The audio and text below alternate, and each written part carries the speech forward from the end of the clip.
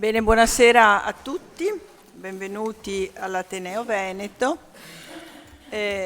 Oggi parleremo di Anna Kulishov nei 100 anni dalla sua morte. L'Ateneo sta celebrando gli anniversari di vari personaggi. Siamo partiti da Pasolini per andare a Matteotti, per andare a Kafka, celebreremo poi quello di Thomas Mann e oggi parliamo di Anna Kulishov, che è un personaggio che personalmente mi ha sempre molto affascinato, perché ci sono delle esistenze di alcune persone che contengono tante vite e questa di Anna Kulishov è proprio una di quelle. Filosofa, medico, rivoluzionaria, fondatrice del Partito Socialista, impegnata nell'emancipazione delle donne, una persona che tra l'altro non solo ha professato, ma ha testimoniato le idee che professava, anche, come dire, pagandone il prezzo con i numerosi arresti, con le malattie che l'hanno anche poi portata alla morte. E anche una donna che ha vissuto una vita sentimentale molto intensa, con dei rapporti anche particolari, e ne parleremo con la figlia, come accade a tante madri, con dei rapporti non sempre semplici. E quindi insomma una donna completa. E a parlarcene oggi, e le ringrazio davvero, due dire esperte, dire poco, due professoresse che hanno studiato molto la vita di questa donna e oggi ce ne parlano proprio nei tanti aspetti. E proprio mi è venuto in mente adesso, quando ho chiesto loro se venivano a fare queste relazioni, e giustamente loro mi hanno detto: ma di che cosa parliamo? Perché la Kulishov è talmente un mondo, e insomma abbiamo cercato di individuare alcuni aspetti della sua vita. Allora, con molto piacere lascio la parola alla professoressa Liviana Gazzetta dell'Istituto per la Storia del Risorgimento, che ci parlerà di Anna Kulishov dalla medicina alla politica. Sì, grazie, buonasera. Direi che il mio ruolo qui è un po' quello di introdurre tutta una serie di tematiche che poi Maria Teresa svilupperà sul piano più strettamente storico-politico. Allora io un po' cercherò di ricostruire la complessità della figura, il suo percorso di formazione e l'eccezionalità della sua collocazione anche nella storia del movimento delle donne italiano e diciamo europeo, perché sicuramente come grandezza Anna Kulishov, pur essendo stata con lei tante volte in diatriba, può essere paragonata alla nostra principale esponente del movimento delle donne a cavallo tra 8 e 900, cioè Anna Maria Mozzoni. Anna Kulishov, pensate, è una frase che viene ripetuta qualche volta per dare l'idea della sua grandezza nello sviluppo del movimento operaio e poi del Partito Socialista. Antonio Labriola, che era il principale in Italia esponente del marxismo teorico, diceva che il Partito Socialista Italiano aveva un solo uomo degno di questo nome, cioè un solo personaggio veramente politicamente di spessore, e questo uomo si chiamava Anna Kulishov. Questo per darvi l'idea della straordinaria figura che ci troviamo a ricostruire in qualche modo. Vi dicevo, io cercherò di darvi l'idea di come si forma questa straordinaria figura, di come arriva a sviluppare le intuizioni fondamentali della sua prospettiva politica. Intanto diciamo che non sappiamo con precisione. Troverete in molti testi il termine di riferimento cronologico 1855 come data di nascita, ma non è sicurissimo, non ci sono allo stato attuale documenti che attestino che l'anno di nascita è il 1855. Possiamo rimanere tranquillamente nel vago, tutti i testi che si sono occupati della sua biografia restano in questa indeterminatezza. Ed è, come abbiamo detto, una grande esponente del movimento operaio, del Partito Socialista italiano e europeo, sicuramente perché è stata una grande anche esponente della seconda internazionale socialista, quindi si comparava ed era in relazione con le donne del Partito Socialdemocratico tedesco, con le grandi esponenti, insomma, a livello europeo. La sua intuizione fondamentale è che quando anche fosse arrivata la rivoluzione, la trasformazione sociale, economica e politica che avrebbe potuto portare al governo, alla direzione degli stati, il proletariato, cioè il quarto stato, e bisognava assolutamente, come dire, lottare in maniera specifica, avere un punto di vista particolare per non rischiare di far diventare le donne il quinto stato, cioè quella condizione particolare appunto per cui anche nella trasformazione socialista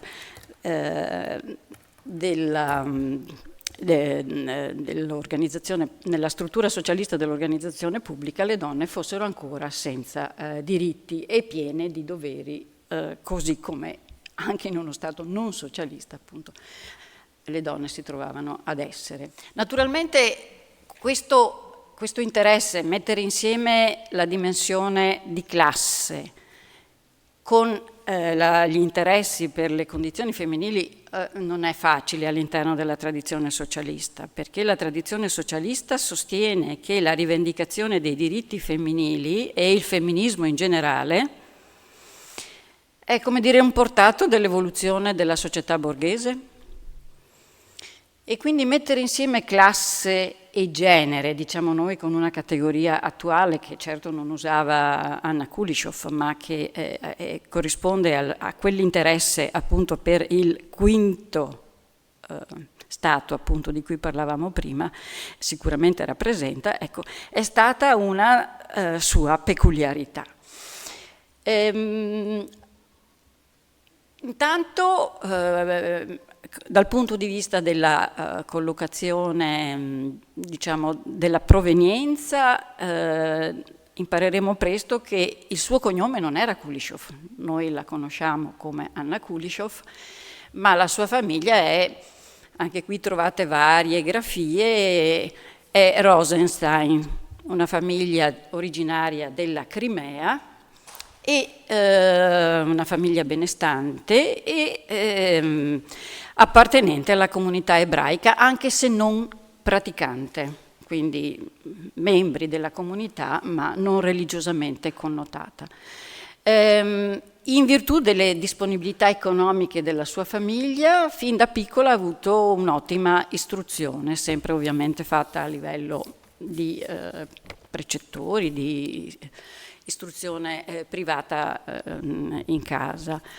E in virtù di una straordinaria e particolare, in qualche modo anche singolare disponibilità che a Zurigo le università avevano nei confronti dello studio universitario femminile, decide, come molte altre ragazze nello stesso arco di tempo, negli anni 70 dell'Ottocento, russe ma anche di altri paesi europei, decidono appunto di andare a studiare all'università in Svizzera. In Italia il primo regolamento, il regolamento Bonghi, che introduce la possibilità di accesso agli studi universitari, viene introdotto nel 1875, quindi anche noi tutto sommato abbiamo avuto una qualche precocità da questo punto di vista, ma la Svizzera ci ha preceduto e quindi è diventata tutta una serie di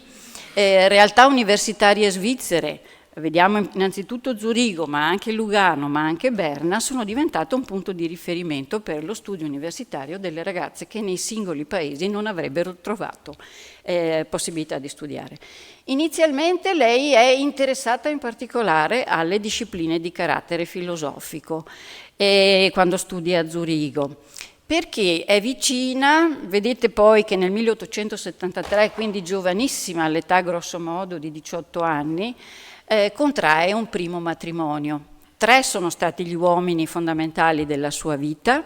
Il primo, Makarevich, è l'unico con cui si è effettivamente sposata, ancora molto giovane.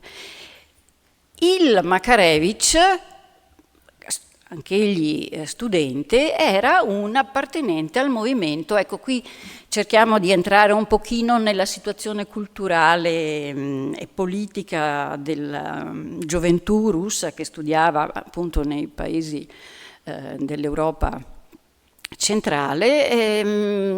Era un populista bakuniniano. Cosa vuol dire populista? Ecco, noi quando usiamo il termine populismo intendiamo generalmente una forma di atteggiamento nei confronti delle masse di tipo strumentale. Ecco, è capzioso anche in un certo senso. Ecco, non è assolutamente in questo senso che va usato il termine populista e bakuniniano in riferimento a Makarevich, ma anche a Anna Rosenstein in questo momento.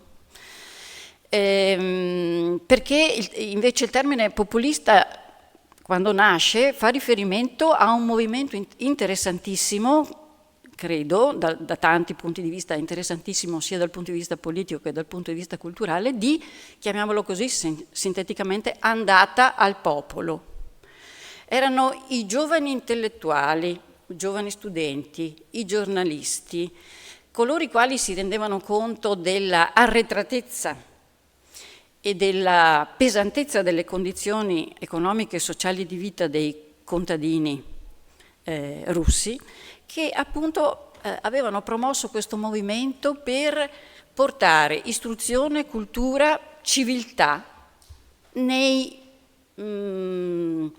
villaggi dove vivevano i contadini russi. Dove dire contadini è dire ancora troppo poco, perché forse qualcuno di voi ricorderà che in Russia fino al 1861 è esistita la servitù della gleba. Quindi il riferimento complessivo alle condizioni di vita dei ceti popolari era ciò che muoveva questi giovani, appunto populisti nel senso di favorevoli al cambiamento delle condizioni strutturali di vita del popolo. Dopo questo primo matrimonio, i suoi studi, appunto sempre in ambito filosofico, hanno ovviamente assunto immediatamente una dimensione politica, quindi lei studia i socialisti, i pensatori socialisti. I pensatori socialisti 1874 in questo momento sono innanzitutto i pensatori di riferimento, il socialismo utopistico dei primi decenni dell'Ottocento, e poi sicuramente aveva già preso vita la prima internazionale. Ma la prima internazionale fin dal 1872 si era divisa tra i seguaci della linea marxiana marxista e i seguaci della linea bakuniniana. E Bakunin non a caso sosteneva che la classe rivoluzionaria per eccellenza non era tanto quella dei proletari alla catena di montaggio, cioè all'interno delle fabbriche, quanto piuttosto la classe rivoluzionaria per eccellenza era, dal punto di vista di Bakunin, che veniva da questo tipo di retroterra economico-culturale, era quella appunto dei contadini. E quindi lo studio dei testi, dei discorsi dei primi anarchici, appunto, corroborano la sua propensione per la riflessione teorica. E poi io credo che complessivamente, non so se Maria Teresa è d'accordo su questo, io credo che rimanga comunque una matrice anarchica bakuniniana nella prospettiva con cui si approccia alla politica, pur quando aderisce al marxismo Anna Kuleshov. E questa è la sua iniziale preparazione, la sua iniziale formazione. Nel 1874 sia lei che il marito sono costretti a ritornare in Russia perché c'è un bando che viene emanato dallo zar che richiama i giovani che sono visti come potenziali rivoluzionari, tanto è vero che il marito appunto viene arrestato e lei fugge, si ripara, diciamo, con un gruppo di amici a Kiev. Il marito non viene incarcerato e viene mandato ai lavori forzati in Siberia, non lo vedrà più per tutta la sua vita. Da questo nucleo iniziale appunto di appartenenza al gruppo dei bakuniniani e populisti la dobbiamo invece ricollocare nel 1877, ritornata a studiare ma soprattutto a frequentare gli ambienti intellettuali di area svizzera. Nel 1877 torna a Lugano e qui fa l'operazione di rinominarsi. Pare sia giusto denominare così appunto questa operazione che lei fa. Cioè lei si decide di chiamarsi Kuleshov. La parola kules in russo significava piatto di polenta, piatto di zuppa. Era l'alimento base dei contadini servi, ancora in parte legati appunto alle servitù alla terra. E Kuleshov era il cognome che spesso veniva dato appunto agli schiavi che venivano liberati dalla servitù della gleba. Quindi lei decide di cambiarsi il cognome e di identificarsi con la condizione di vita dei proletari del suo paese. Da quel momento in poi appunto sarà Anna Kuleshov. E in questo contesto di gruppi appunto anarco-socialisti incontra il suo secondo compagno che è Andrea Costa. Ecco, in questo caso il legame è dal punto di vista affettivo, dal punto di vista ideale molto intenso nella prima fase. Anche Andrea Costa sicuramente vi è noto perché è noto come il primo deputato socialista della storia del Parlamento italiano, anche se propriamente appunto la sua formazione era quella di un anarco-socialista. E comincia appunto a vivere insieme con lui, entrambi subiscono una serie di arresti all'estero, a Parigi, vengono espulsi e poi anche in Italia. Viene incarcerata nel 1878 a Firenze e qui contrae la tubercolosi, che appunto è la malattia che la porterà alla morte e che la farà soffrire per tutta la vita, perché anche in tutta una serie di situazioni particolari in cui veniva invitata era costretta a rinunciare per le condizioni di salute. Dal legame con Andrea Costa nasce la figlia Andreina. Da questo momento in poi Anna Kuleshov resta per tutti, non essendo sposata con Andrea Costa e poi neppure con Filippo Turati, resta una ragazza madre. Dovete immaginare cosa significa essere studentessa universitaria, sospetta di essere terrorista rivoluzionaria e contemporaneamente ragazza madre. Questo, abbiamo detto 1881 nasce la figlia. Questo legame con Andrea Costa molto intenso, molto sentito dal punto di vista affettivo nella prima fase, un po' alla volta, dopo la nascita della figlia, comincia a diventare un po' pesante, un po' oppressivo per Anna, e che decide di ritornare a studiare, a fare quello che non era riuscita a chiudere in virtù di questo legame che si era sviluppato con Andrea Costa, appunto, e torna in Svizzera nuovamente per studiare, ma abbandona l'indirizzo, diciamo, filosofico, che pure sulla base dei suoi interessi politici era stato forte a suo tempo, ma decide appunto di iscriversi a medicina e va a Berna con la bambina. sempre appunto in questa situazione particolare di ragazza madre che tenta di mettere insieme la complessità della sua esistenza con l'intensità anche degli studi, ma presto le fanno capire che venire in Italia a studiare sarebbe stato per lei molto più facile dal punto di vista delle condizioni di salute. Sarebbe stato meglio per la sua salute spostarsi geograficamente più a sud, e quindi si avvicina all'Italia e decide di venire appunto a studiare a Napoli, dove è l'unica donna che studia medicina, appunto alla facoltà di medicina, l'unica donna su 400 studenti. Ormai anche credo la prima che si laurea in medicina a Napoli, no? A Napoli? A Napoli sì, è molto probabile, sì. A Napoli credo che sia assolutamente la prima, perché era l'unica donna in quel momento, sì. Non in Italia, la prima laureata in Italia è Ernestina Paper, a Pisa nel 1875, lei si laurea nel 1886. Ecco, in questa fase, siamo alla metà degli anni 80, lei sta studiando alla bambina e conosce appunto Filippo Turati. Naturalmente in questo momento storico Filippo Turati non è ancora dirigente socialista, è un democratico radicale, post-risorgimentale, però ha sicuramente tutta una serie di agganci a livello internazionale che continuano a stimolare la riflessione, il dibattito tra loro due.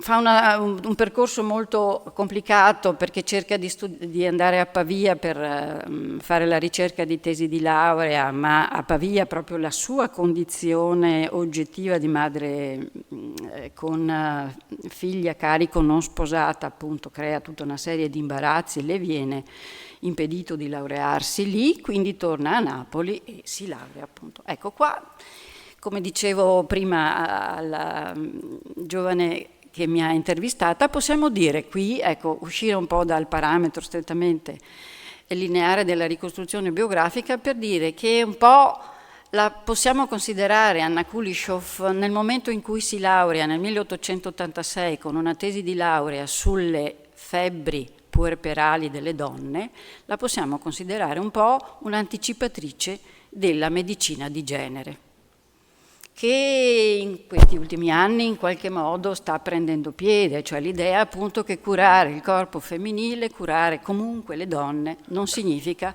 applicare gli schemi maschili che la medicina ha appunto sviluppato nei secoli di impostazione tradizionale. E lei infatti nella sua tesi di laurea scrive che la sua intenzione era quella di dedicare i suoi studi di medicina sempre alle donne e ai bambini. E questa attenzione particolare in effetti le resta in tutta questa prima fase in cui si occupa e tenta di perseguire la strada professionale come medico. E, dico questo perché si occupa di una questione estremamente importante, questa della ricerca delle cause delle febbri puerperali delle donne. In questo periodo storico basterebbe ricordare che per cercare di sintetizzo in maniera drastica, per cercare di dimostrare che la mortalità femminile per parto era legata a tutta una serie di pratiche scorrette che venivano messe in atto dai medici. Semmelweis, che è stato colui che ha scoperto appunto l'origine batterica ancora nella prima metà dell'Ottocento di queste morti appunto per parto femminili che segnavano tanta parte delle divisioni ostetriche degli ospedali europei dell'epoca, appunto era finito, come dire, nella opposizione generale, era finito addirittura in manicomio. Quindi è questa che che Anna Kulishov faceva in questo momento storico appunto come ricerca non era ancora un dato oggettivamente, universalmente riconosciuto dal contesto della scienza medica del tempo. Era considerata ancora una ricerca di avanguardia. E come vi dicevo, appunto, lei comincia a lavorare con questo interesse in particolare nei confronti delle condizioni di salute delle classi sociali più in difficoltà, e a Milano, ecco, seguendo Filippo Turati, ormai con cui aveva stabilito una relazione solida, che le dà tutta una serie di elementi di sicurezza personale e anche strutturale, economica, appunto, a Milano si avvicina ad Alessandrina Ravizza, un personaggio estremamente interessante del mondo, come potremmo dire, del primo femminismo italiano. Alessandrina Ravizza era un personaggio notissimo a Milano, era di origine russa, anch'ella,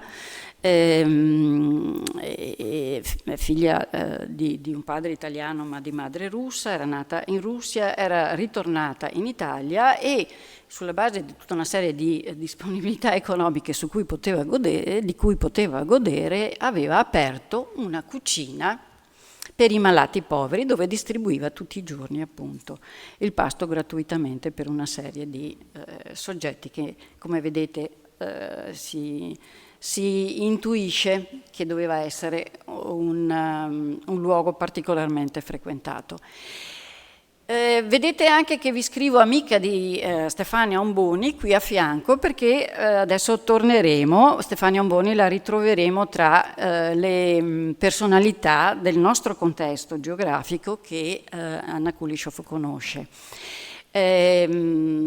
La Ravizza, vi dicevo, è stata una grande rappresentante di quelle forme di femminismo, noi diremmo oggi, perché abbiamo acquisito alcune categorie interpretative generali, diremmo pratico, cioè quelle esponenti del movimento delle donne che si dedicano in particolare alla soluzione o all'intervento per cercare di proporre soluzioni ai problemi sociali complessivamente. Per esempio la Ravizza fin dagli anni 50 dell'Ottocento aveva aperto delle strutture benefiche molto importanti come l'asilo lattanti e slattati, aveva avviato la strada per una società di mutuo soccorso per le operaie a Milano, eccetera, eccetera.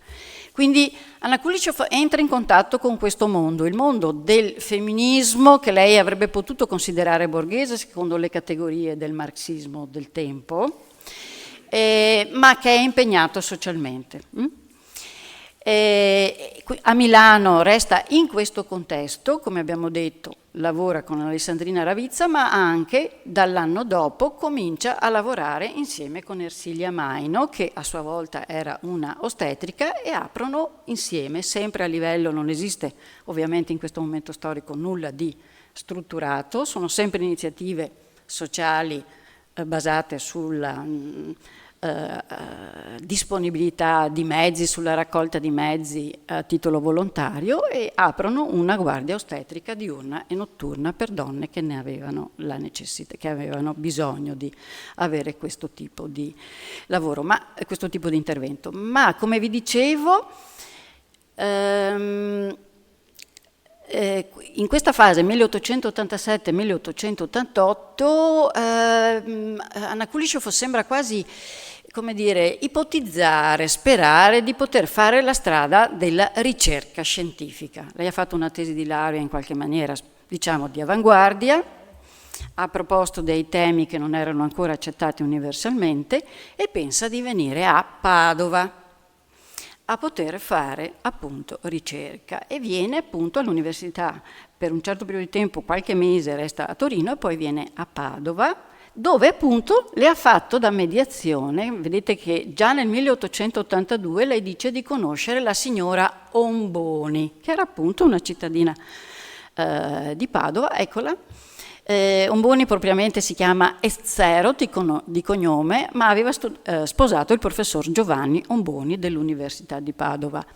E anche Omboni era una di queste femministe filantrope del femminismo pratico, nel senso che Stefania Omboni aveva aperto a Padova l'Istituto per l'infanzia abbandonata. È stata lei a fondare le cucine popolari di Padova nel 1882, che poi ha dato in gestione alla diocesi.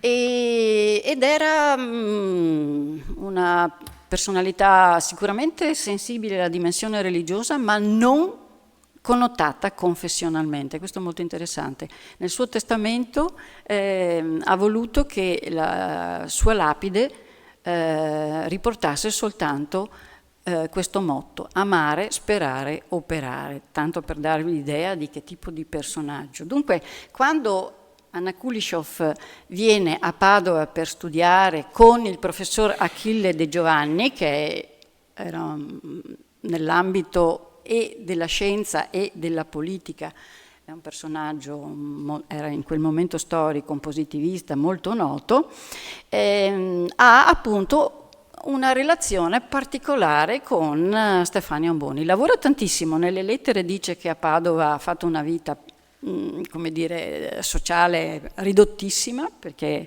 era intensamente occupata come assistente onorario, però a Padova il suo punto di riferimento erano appunto gli Omboni. Questo è Achille De Giovanni. A Padova va detto, ma questo forse lo saprete già, che c'era già un movimento, almeno alcuni fenomeni molto importanti di un primo movimento delle donne con cui Stefania Omboni era in contatto. Stefania Omboni era una collaboratrice di questo giornale, il giornale La Donna, promosso a Padova nel 1868 e trasferito poi a Venezia, tra l'altro, nel 1877, poi a Bologna, 1871 a Venezia, 1877 a Bologna. Quindi erano in contatto, vedete, reti femminili con tutta una serie di declinazioni di carattere rivendicativo per le condizioni di vita delle donne, i diritti, la mancanza di cittadinanza piena delle donne, ma anche molto interessate a risolvere i problemi della società italiana, delle classi sociali più svantaggiate. 5 minuti, ecco. E dal 1888 resta a Padova alcuni mesi, ma come avete capito aveva già avviato una serie di collaborazioni, diciamo di interventi concreti anche a Milano dal punto di vista medico professionale. Turati e tutte, diciamo, le loro attività politiche avevano ormai un radicamento in area lombarda. Un po' alla volta diciamo che la situazione nella quale si trova a Padova risulta a lei particolarmente pesante e abbandona, anche per problemi di carattere strettamente di salute personale, abbandona la prospettiva di fare ricerca, come invece aveva ipotizzato nel 1888. E quindi si avvicina agli ambienti radicali post-risorgimentali dell'area milanese. La cosa più importante che ricordiamo della svolta, voi sapete che il Partito Socialista Italiano, anzi Partito dei Lavoratori, che poi diventa Partito Socialista appunto italiano, nasce nel 1892, ancora prima di questo, ancora prima della fondazione di Critica Sociale, che è questa rivista che fonda nel 1891 insieme con Filippo Turati, tale per cui pensate che la chiamava Anna e Turati, tutte e due, tutto sommato, ma molto di più Anna che Filippo, chiamavano Critica Sociale, questa rivista appunto la chiamavano la nostra figlia di carta. Prima ancora di fondare Critica Sociale, che penso sarà il punto di partenza del ragionamento di Maria Teresa, ecco, è importante ricordare che tiene una conferenza pubblica, probabilmente dal punto di vista, diciamo, della organicità, il testo più organico che scrive Anna Kuleshov nel 1890, che è appunto il monopolio dell'uomo. Dico più organico perché è il più lungo, il più articolato rispetto a tutti gli interventi che continuerà a fare all'infinito fino al 1924 sicuramente, ma in maniera molto più puntuale successivamente rispetto a questa, che è ancora una prospettiva in cui si vede la sua mentalità scientifica. Se voi andate a prendere questa conferenza vedrete che prima di fare tutta una serie di considerazioni di carattere politico generale su che cosa poteva essere individuato come strumento di cambiamento della condizione di vita delle lavoratrici, Anna Kuleshov porta tutta una serie di dati statistici per vedere quanti erano le lavoratrici, settori in cui lavoravano più intensamente. Parla anche di se stessa in questa conferenza, perché a un certo punto precisa, riferendosi evidentemente a quello che le era capitato, che aveva tentato di farsi assumere all'ospedale maggiore di Milano, ma no, appunto l'operazione, cioè le era stato impedito di lavorare come medico appunto all'ospedale. E qui ne fa un breve cenno a questa situazione in cui si trova con cui si trova a fare i conti. Ecco, in questo monopolio dell'uomo qual è la tesi fondamentale?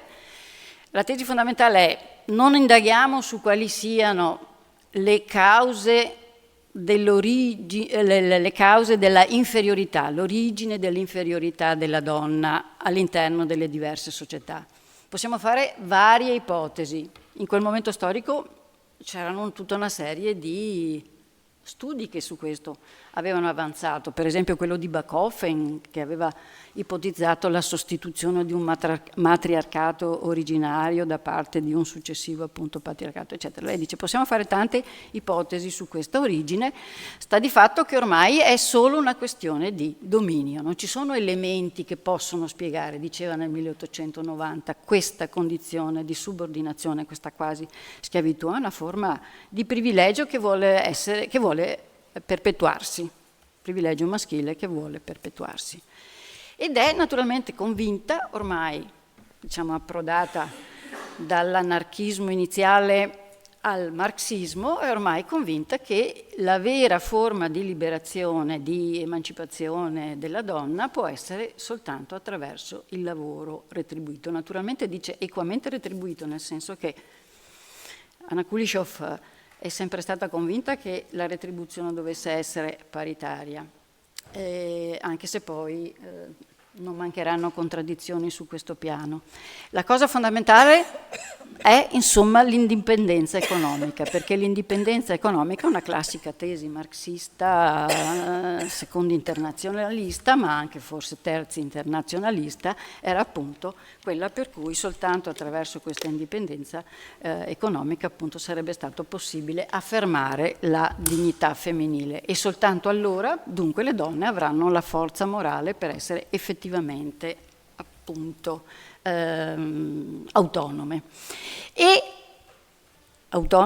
e capaci di sperimentare la forza di trasformazione che possono manifestare le associazioni, insomma la convergenza delle forze individuali all'interno delle associazioni, che possono essere appunto società di mutuo soccorso, le leghe di resistenza, più tardi saranno appunto i sindacati.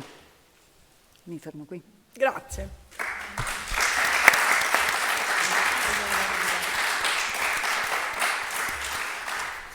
Molte grazie. Ci siamo confermate nella idea buona che bastava raccontare la vita di questa donna per capirne, come dire, l'importanza.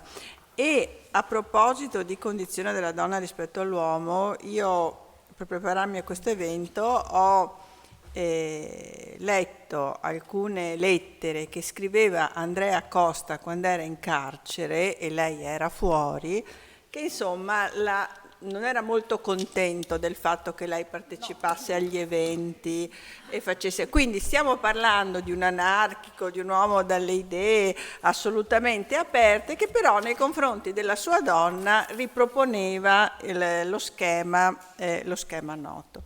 E poi io penso a questa donna che con sta bambina prende comincia a studiare, si trasferisce, con lo stigma, perché lo stigma, voglio dire, è durato fino all'altro giorno, forse ancora perdura, di essere donna sola con la bambina, e fa tutte queste cose.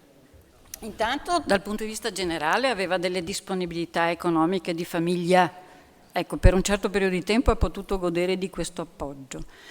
Poi, quando comincia a fare fondamentalmente la giornalista, lei lo dice, anche con la difesa delle lavoratrici di cui parlerà lei dice è modestamente redditizio. Cioè il lavoro le consentiva di direttrice di critica sociale, di giornalista per tutta una serie di periodici, le consentiva di avere. Poi ovviamente Turati era un parlamentare, ma lei comunque aveva il suo lavoro. Liviana ci ha tratteggiato la complessità di questa figura straordinaria, poi ne incontreremo anche altre appunto con le quali dialogherà, si scontrerà. È un periodo interessantissimo questo, tra la fine dell'Ottocento e il primo Novecento, e questa parte della biografia della Kuleshov coincide con una serie di trasformazioni e di cambiamenti e di lotte che vedono protagoniste le donne, insomma, no? Anche il movimento delle donne, il movimento emancipazionista, femminista, nonché il movimento socialista. Allora, la Kuleshov scrive nel 1892, scusate, io leggo perché ho anche delle citazioni, cioè voglio anche citare un po' i suoi testi. Che la lotta per i diritti politici di uomini e donne è il mezzo per trasformare un sistema sociale di cui la schiavitù di classe e la schiavitù di sesso sono le conseguenze. E solo il Partito Socialista ha potuto inalberare la bandiera dell'uguaglianza in direzione dei due sessi. Ecco, mi pare che questo sintetizzi bene il suo pensiero politico, che poi mantiene, no? Nell'arco di queste battaglie, diciamo. Cioè, emancipazione di classe ed emancipazione di sesso non possono essere separati, neanche, come dire, nella battaglia politica, no? e negli obiettivi. Convinzione che la porterà a polemizzare sia con i compagni socialisti che con le emancipazioniste, pur vicine ai socialisti, come vedremo con Anna Maria Mozzoni, per esempio. Nel suo scritto, uno dei più importanti, Il monopolio dell'uomo, che è 1890, affronta il tema della condizione sociale della donna. Ecco, il lavoro della donna è centrale nella sua riflessione, oltre che nella sua battaglia politica. Il lavoro è il nocciolo della questione femminile, perché l'indipendenza economica consente sia l'emancipazione dalla subalternità che la conquista dei diritti civili. Quindi è chiaro che non si tratta solo di un'inferiorità di natura economica, un'inferiorità di salario, eccetera, ma culturale, quella che definisce una legge del costume, che afferma appunto per consuetudine, per costume, il privilegio maschile, e lei si augura che vi sia un po' meno intolleranza degli uomini e un po' più solidarietà fra le donne nel modificare questa situazione. Tra l'altro va detto che lei vede da vicino le donne, le lavoratrici, ed è molto preoccupata per la loro condizione materiale, soprattutto delle lavoratrici madri. Quindi diciamo che c'è anche questa motivazione che la spinge a occuparsi molto di questo tema. Ecco, seguirò velocemente alcuni passaggi della difficile ricerca della solidarietà tra donne sul piano politico, insomma, che porterà anche a delle rotture, perché l'impostazione classista delle socialiste confligge con l'interclassismo del movimento emancipazionista, che si prefigge di realizzare un rinnovamento radicale del ruolo della donna in quanto donna, non solo in quanto lavoratrice. tra la fine dell'Ottocento e il primo Novecento, sulle pagine di Critica Sociale, che è la rivista importante del Partito Socialista, affronta la questione e dà spazio al confronto, rispondendo all'accusa di trascurare la questione femminile che riguarda non una classe, ma la metà del genere umano. E lei critica l'interclassismo delle leghe per la tutela degli interessi femminili, che erano nate appunto a fine Ottocento, promosse anche da socialiste come Emilia Mariani, altra donna importante di questo periodo, il voler essere al di fuori e al di sopra dei partiti. E nega che si possa considerare socialista una lotta di sesso che non consideri le differenze di classe, ma afferma che la rivendicazione del suffragio universale di ambo i sessi comunque è anche dei socialisti.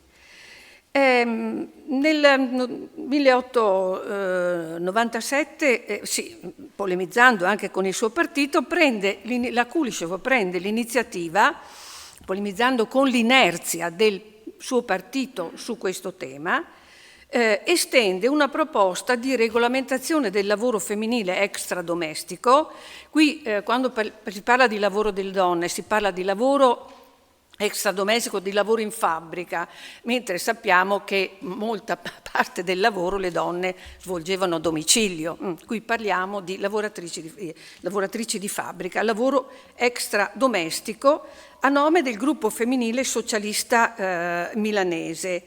Ecco, anche qui un'altra polemica con l'Unione Femminile di Ersilia Maino, altra figura importantissima dell'emancipazionismo italiano, anche lei vicina ai socialisti, milanese, poi l'Unione Femminile diventerà nazionale, il cui obiettivo è tenere insieme uguaglianza e specificità, cioè pari valore nel lavoro e uguale salario, mantenendo però la specificità femminile e attribuendo valore sociale alla maternità, che non vuol dire affermare la disparità, ma la differenza.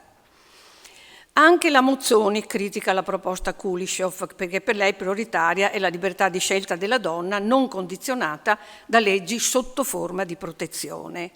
Qui dovrei spendere qualche parola in più per dire chi è la Mozzoni, perché è molto interessante il rapporto fra queste due donne giganti, diciamo, no? Del pensiero e anche dell'impegno politico, che si incontrano e si scontrano, diciamo. La Mozzoni ha una formazione mazziniana democratica, ritiene che il problema dell'emancipazione delle donne non riguardi soltanto l'educazione, come era per i mazziniani, ma il cambiamento sociale, e quindi si avvicina ai socialisti. Lei inizialmente fino all'Ottocento.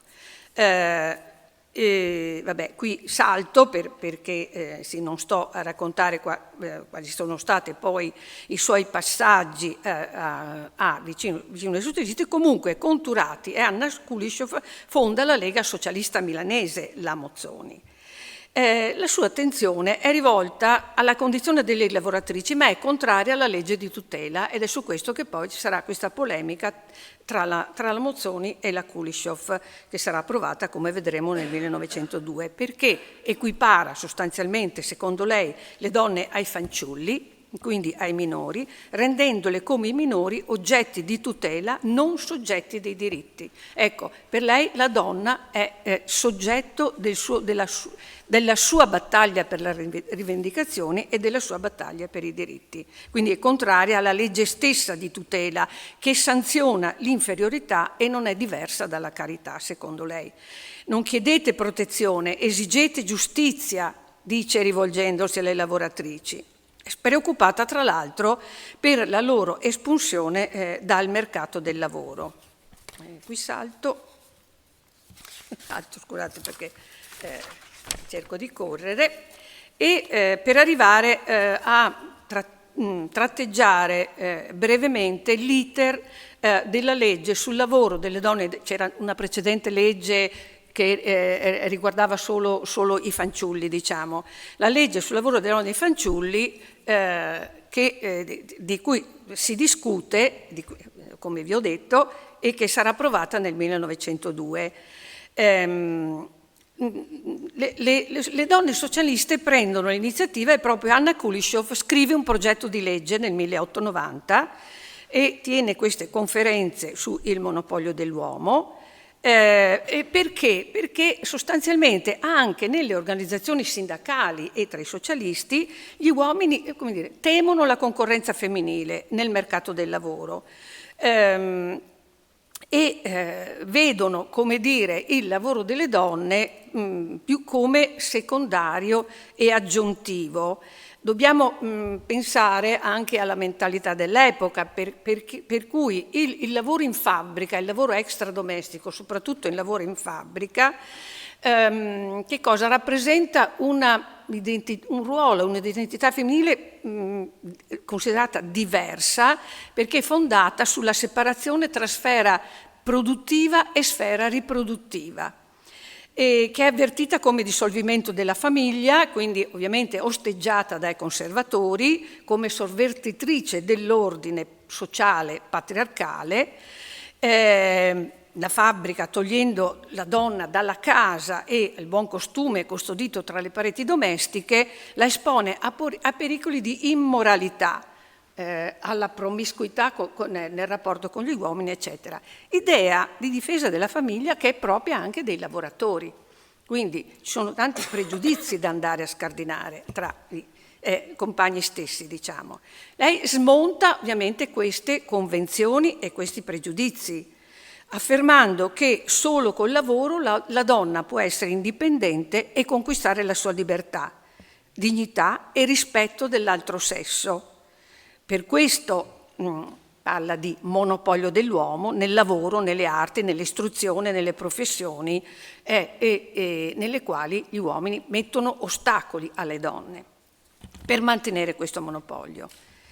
La donna operaia è doppiamente schiava del marito e del padrone. Il capitalista preferisce l'operaia perché più sfruttabile dell'uomo, perché secoli di servilismo e sottomissione all'autorità maschile non hanno sviluppato capacità di reagire, e che invece è il momento appunto di reagire. Ciò che determina l'inferiore retribuzione di salario non è tanto una legge economica, ma quella che lei chiama appunto legge del costume, della consuetudine, sostanzialmente dipende dalla mentalità. C'è uno scambio di lettere su questo tema tra la mozione e la Kuleshov sull'Avanti del marzo del 1898. Lo riprendo solo velocemente alcuni passaggi, diciamo. La mozione che intitola "Dagli amici mi guardi Dio", vabbè, tra virgolette, questa operaia che si offre valorosa ad ogni sorta di lavoro, fiera di bastare a se stessa e contribuisce al bilancio della prosperità della famiglia, cui competono pari doveri e pari diritti, resiste negli scioperi, si interessa alla cosa pubblica. No, parliamo di questa donna, la vostra legge protettrice me la ricaccia nella casa come una gallina nel suo pollaio a covare le uova nella solitudine e nel silenzio. Questa è l'idea della Mozzoni. È sempre per l'interesse della specie e della famiglia che si moltiplicano i ceppi attorno alle donne. Esse non hanno ancora acquisito il diritto di sovranità sulla sua propria persona. Tra l'altro qui poi c'è tutto il tema a cui arriveremo anche dei diritti civili, insomma, del voto, eccetera. La Kuleshov contesta i dati sui licenziamenti, cioè il fatto che l'effetto della legge sarebbe l'espulsione delle donne dal mercato del lavoro, soprattutto se c'è parità di salario. Dice: i padroni non hanno interesse di impiegare manodopera femminile meno retribuita, perché in realtà poi vige la legge della domanda e dell'offerta, eccetera. Ma per la mozione il principio di uguaglianza sovrasta quello di tutela, come ho anche detto prima, e mantiene ferma l'idea di libertà e individualità della donna, temendo che all'indomani della rivoluzione sociale rimanga interdetta, esclusa, subordinata, accessoria.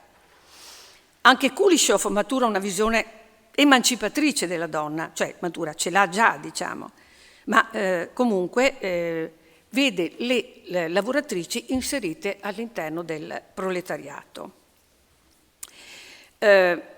Nel 1901 le società operaie riunite nella Camera del Lavoro di Milano discutono tre progetti di legge che ci sono sul tavolo. La legge Carcano, che è quella che poi sarà discussa in Parlamento e che sarà approvata, cosiddetta legge Carcano, la proposta di Ersilia Maino, di cui ho parlato prima, e la proposta Kuleshov, e scelgono di appoggiare quest'ultima, aggiungendo un preambolo in cui si ribadisce la libertà di lavoro dove corrisponde quindi accogliendo parte della proposta Maino sulla parità di salario, che invece la Kuleshov aveva escluso. Ecco, a questo punto anche l'Unione Femminile vota l'ordine del giorno a sostegno della legge Kuleshov. Nel febbraio poi del 1902, mentre si sta discutendo appunto l'approvazione della legge in Parlamento, si tengono più di 300 comizi organizzati dalle Camere del Lavoro e in numerose città, tra cui anche Venezia, e la Kuleshov tiene tantissime conferenze, insomma, continua ad andare in giro a fare conferenze. Ecco, la legge Carcano viene votata, il numero 242 nel 1902, sul lavoro delle donne e dei fanciulli, poi entrerà in vigore nel luglio del 1903, ma in realtà non accoglie le proposte socialiste, vieta alle donne il lavoro sotterraneo e notturno, la missione ai fanciulli solo dopo i 12 anni, con tantissime deroghe poi perché la legge verrà pochissimo rispettata, fissa la giornata a 12 ore, siamo lontanissimi ancora dalle 8 ore. Ecco, la cosa importante, l'acquisizione importante è il congedo di maternità, non retribuito peraltro, di 4 settimane successive al parto. Ecco, questo è, come dire, uno degli elementi positivi, però no la cassa di maternità che proponevano invece le socialiste, cioè la legge Kuleshov. Quindi un congedo di maternità non retribuito sostanzialmente. Poi istituisce sale di allattamento all'interno delle fabbriche, eccetera, eccetera, ma non risparmia dal lavoro i bambini e le bambine che hanno compiuto 12 anni e le loro condizioni continuano ad essere insostituibili. Poi ci sono anche altri problemi. Intanto c'è la difficoltà dell'applicazione della legge, appunto, che sarà molto disattesa, però anche di risposta tra le lavoratrici. Perché? Qual è il problema? Che in realtà la maggioranza della manodopera industriale femminile, alla quale la legge è rivolta, è formata non da lavoratrici madri, ma da giovani nubili, dai 14 ai 21 anni. La tendenza è a lasciare la fabbrica quando contraggono matrimonio o alla nascita del primo figlio, con l'eccezione, come vedremo, delle manifatture tabacchi che, essendo fabbriche di Stato, invece applicheranno la legge in maniera un po' più, pedissequa. Ecco. Le nostre tabacchine veneziane, per dire, no? Ecco. Comunque va sottolineato che attraverso questa campagna si forma e si rafforza l'organizzazione femminile socialista. Poi nel 1901 la legge istitutiva della cassa di maternità, eccetera, eccetera.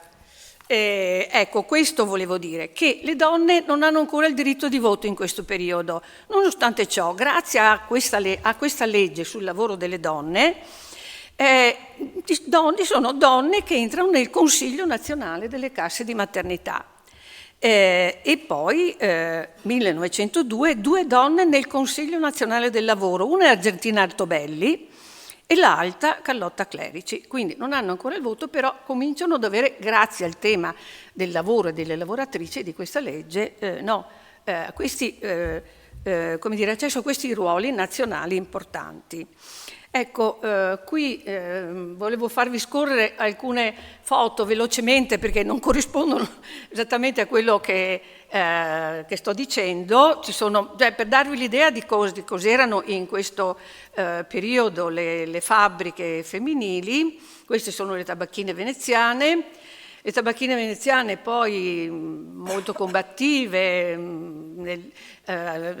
volevo anche fare un accenno ovviamente a Venezia perché in questo periodo in Veneto e a Venezia c'è una quota consistente di proletariato femminile, sia nelle manifatture tradizionali, che sono le manifatture tessili, le manifatture, che anche nelle aree di recente industrializzazione. Venezia, alla fine dell'Ottocento, ha una rivoluzione industriale, no? Vengono aperte una serie di fabbriche.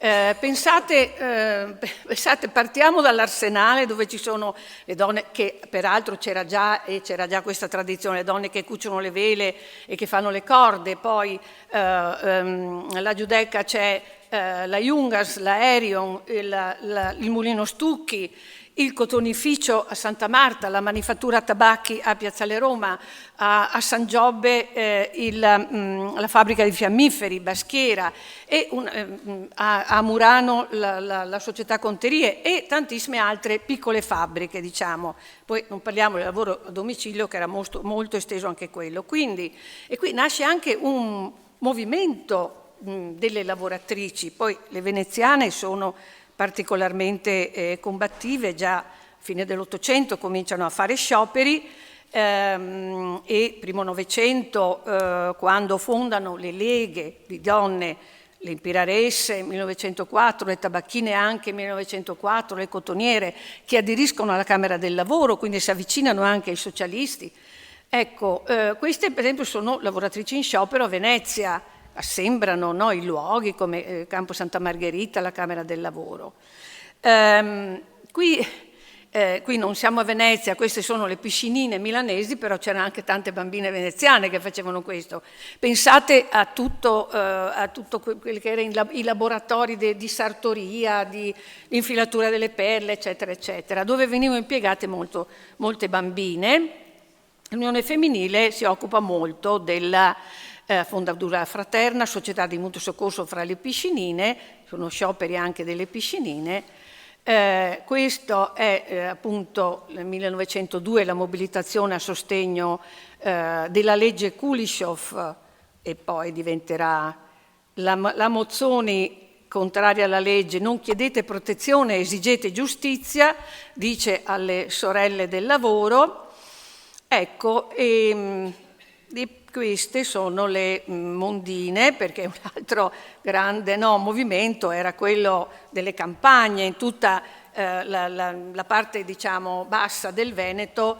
Anche qui c'erano braccianti, mondine, eccetera. Quindi una quota consistente di lavoratrici. Non parliamo delle maestre, ma già dalla fine dell'Ottocento le maestre sostituiscono come numero, superano come numero i maestri. Ecco, di Argentina Tobelli vi ho detto prima che appunto è segretaria della Federazione Nazionale Lavoratori della Terra, che si batte per le 8 ore, l'abolizione del cottimo, eccetera, quindi ruoli anche importanti. Perché parlo di Argentina? Perché, ecco, ci sono queste foto di lei che parla in pubblico. In realtà di tutte queste nostre protagoniste abbiamo solo ritratti di studio. Come avete visto, la Kuleshov, la Mozzoni e tutte le altre. Non abbiamo, invece Argentina sì, i loro comizi. Questo è un comizio dell'Argentina. E qua ci arrivo dopo, perché volevo fare il passaggio sull'altro tema per arrivare poi a tornare ancora a Venezia con questo giornale socialista rivolto alle donne, che è quello del suffragio, cioè del voto alle donne. Che anche qui ritroviamo la Kuleshov e la Mozzoni, insomma. Con l'intensificarsi nel primo Novecento della battaglia per il voto, nel 1904, si discute la legge presentata da Mirabelli, dell'onorevole Mirabelli, per il voto alle donne anche. Poi nel 1906 esce la petizione delle italiane per il voto, firmata da Anna Maria Mozzoni, firmataria anche la Montessori, mi piace ricordarla. Nascono i comitati pro voto che hanno carattere interclassista e unitario, che invitano le donne a iscriversi alle liste elettorali, qui voglio ricordare, alcune lo fanno, molte lo fanno in tutta Italia, a Padova, precisamente a Ponte Longo, 7 donne, l'ostetrica del paese, la maestra, una commerciante e alcune giovani, si iscrivono alle liste elettorali, poi verranno respinte, ovviamente verranno tutte respinte, no? Però è una mobilitazione importante, no? Che avviene in tutta Italia. La prima è Bice Sacchi a Mantova che la fa. E la Kulishov scrive su Critica Sociale: il Partito Socialista non può propugnare un suffragio universale che non sia esteso alle donne, anche perché un'attiva partecipazione delle donne porta energie inestimabili al partito. Ecco, quindi diciamo lei è sostenitrice del voto alle donne, ma nel suo partito questa cosa non è accettata da tutti. Quando il Comitato Pro Suffragio, mentre si sta discutendo la legge in Parlamento, chiede al Partito Socialista se nella richiesta di suffragio universale sono incluse le donne, perché si sta discutendo la legge suffragio universale maschile, Filippo Turati risponde che il partito giudica prematuro il voto alle donne, le quali fino a quando non avessero maturato una coscienza di classe avrebbero favorito le forze conservatrici. Qual è il timore dei socialisti sostanzialmente? Che ritengono che le donne siano succube dei preti sostanzialmente, no? Questa è un po' l'accusa sempre che fanno, è che votino in maniera moderata, votino per il partito cattolico fondamentalmente, no? Ma Kulishov polemizza con Turati facendosi protagonista della famosa polemica in famiglia dalle pagine di Critica Sociale, in famiglia perché appunto tra loro due, no? Kulishov e Turati. Cito: ma se le donne sono assenti, sarà una ragione per non chiamarle? Cioè per mantenere l'assenza? Che cosa ha fatto il PSI per suscitare negli animi dei lavoratori il senso e la pratica di un dovere nuovo, più alto, più umano, nei rapporti delle loro sorelle del lavoro, doppiamente oppresse, indifese, altrettanto degne quanto essi di possedere i fondamentali diritti del cittadino, eccetera, eccetera. Ecco, tuttavia, dopo il congresso dei comitati pro suffragio di Torino del 1911, le socialiste rompono ogni rapporto con il femminismo borghese, dando vita all'unione delle donne socialiste e intensificando le iniziative a favore delle lavoratrici. Ecco, avviene questa rottura perché sostanzialmente la Kulishov, in particolare le socialiste, ritengono che il movimento suffragista, il movimento emancipazionista, come dire, alla fine accetti anche un voto parziale, come è successo in Inghilterra, pur di ottenere qualcosa. Un voto che magari possa escludere appunto classi sociali che sono quelle che, che loro vogliono rappresentare. Vabbè, sì, ancora nel 1910 si tenta di stabilire un collegamento tra lotta per il suffragio e lotta operaia. Vabbè, come vi dicevo, però la Kulishov teme che il movimento suffragista, dopo tante sconfitte, accetti riforme parziali come le suffragette inglesi. Perciò al congresso del Partito Socialista di Milano del 1910 ribadisce la distinzione tra femminismo proletario e femminismo borghese, quello che definisce borghese, e lancia un appello alle lavoratrici per rivendicare un suffragio universale per maschi e femmine. Qui salto, arriviamo al 1912. Il Parlamento discute il disegno di legge elettorale che non prevede il voto alle donne. È la legge elettorale che viene definita universale, in realtà è un suffragio solo maschile. Quindi una grande sconfitta per il movimento suffragista e per il movimento delle donne. I socialisti qui propongono un emendamento all'articolo 1. Ecco, qui i socialisti invece sostengono il voto alle donne. Tutti i cittadini italiani maggiorenni senza distinzione di sesso. Nel suo intervento Turati afferma: non si può parlare di suffragio universale se si escludono le donne. Poi sappiamo Giolitti parlerà di salto nel buio e quindi è meglio soprassedere, insomma, no? La legge approvata amplia, attenzione, la base elettorale dal 9,5 al 24%, escludendo il restante 76%, minori, delinquenti, incapaci e donne. Le donne vengono assimilate ai minori, delinquenti e incapaci. Quindi una piena sconfitta. La Kulishov dice un premio di guerra ai soldati mandati a combattere, perché nel frattempo c'è la guerra di Libia, la conquista della Libia. Se dipendeva dalle donne, probabilmente la valorosa conquista non si faceva.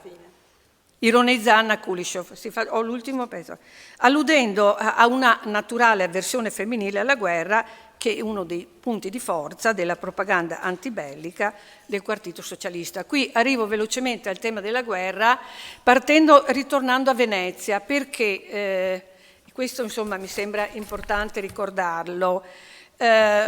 Sì, al congresso di Milano del 1910 la Kulishov accusa i compagni di indifferenza del partito nei confronti della questione femminile e si discute la proposta di un giornale rivolto alle donne.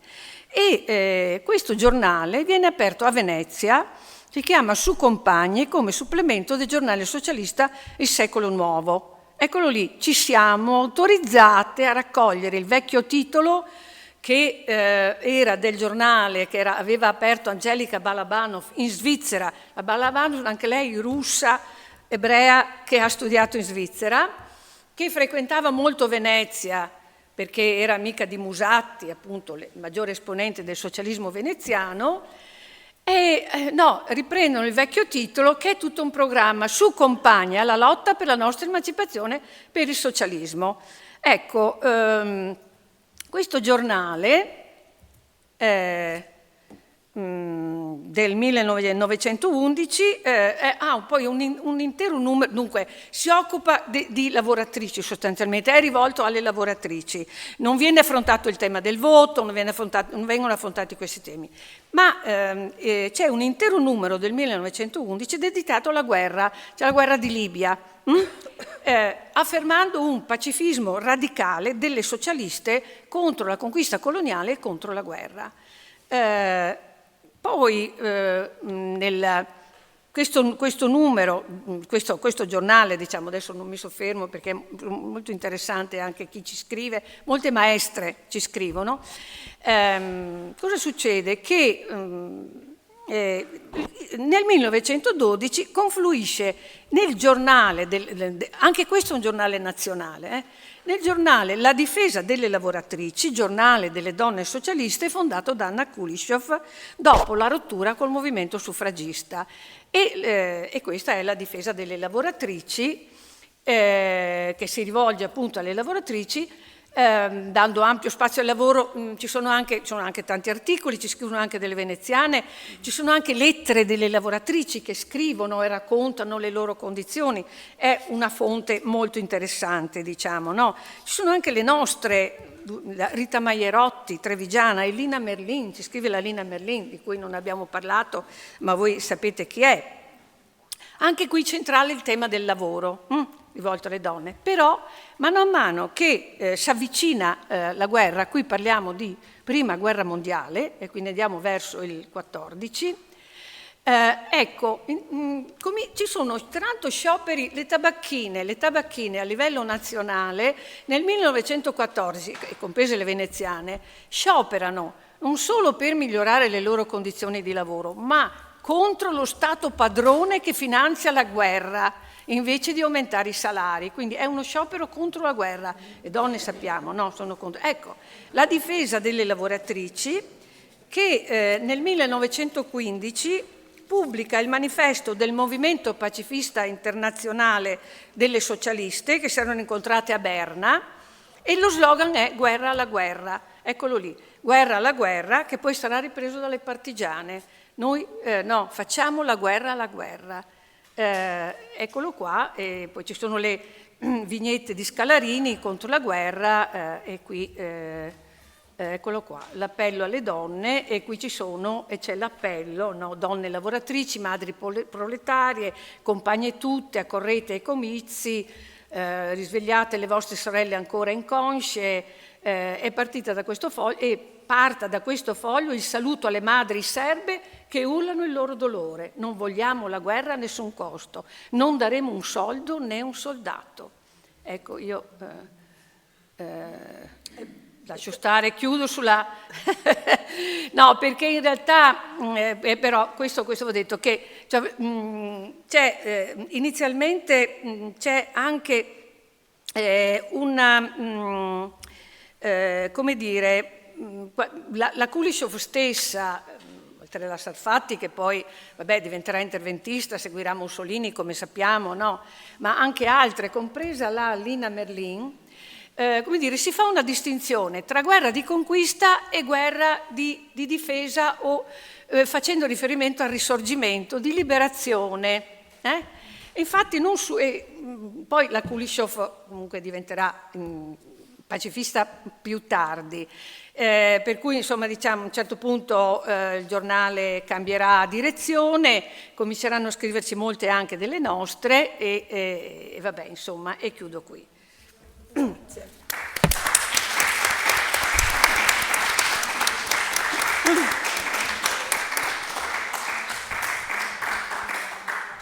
Ecco, molte grazie. Io ogni volta che sento la storia di queste donne, così mi sento veramente di dare loro un tributo. La Kuleshov non riesce a vedere il suffragio universale vero, cioè che comprenda anche le donne, però ci siamo arrivati grazie al lavoro di tante persone, di tante donne che hanno creduto in qualcosa che sembrava irrealizzabile e che non hanno visto realizzato nonostante tutti gli sforzi.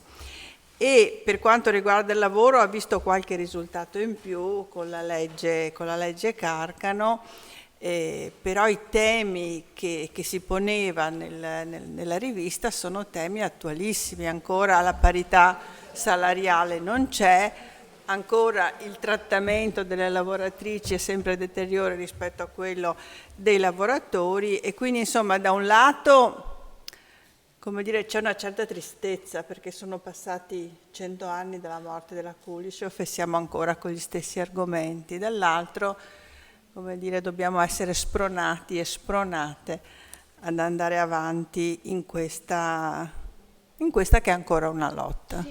Bene, molte grazie.